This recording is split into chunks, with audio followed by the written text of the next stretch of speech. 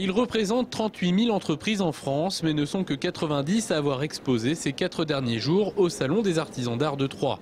Les exposants venaient de toute la France et pour s'offrir la vitrine troyenne, ils ont dû montrer patte blanche. Pour participer au salon, il faut passer devant le comité de sélection, donc donner un dossier complet, justifier de son activité artisanale et artistique, fournir un dossier photo et donc chaque dossier passe devant comité pour validation. Avec 15 artisans présents, l'Aube était bien représentée.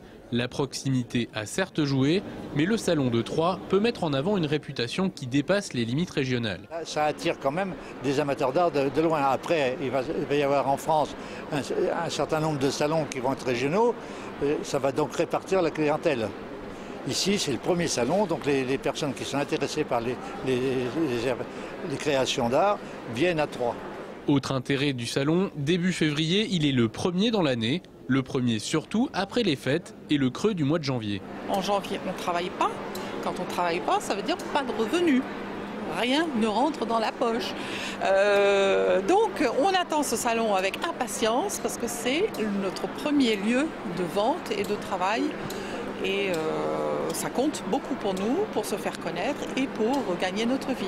Et parmi la palette des métiers représentés, certains ont bien démontré qu'artisanat d'art n'est pas incompatible avec modernité. Parmi les poteries, verreries, maroquineries, émergés, nouveaux matériaux et création numérique. C'est de l'artisanat quand même parce que ce que j'explique aux gens, il ne suffit pas d'appuyer, il n'y a pas un logiciel qui existe on appuie sur un bouton et puis on met là une photo et ça sort tout seul, non. C'est de l'artisanat dans le sens où il y a une recherche, il y a une création, il y a une recherche permanente. Un logiciel, après il faut connaître les applications, il faut savoir s'en servir, il ne faut pas déformer pour déformer. C'est de l'artisanat aussi. Chaque œuvre est unique, de toute façon.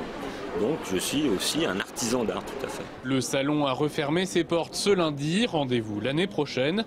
Les mois à venir diront si artisans et clients se sont bien trouvés.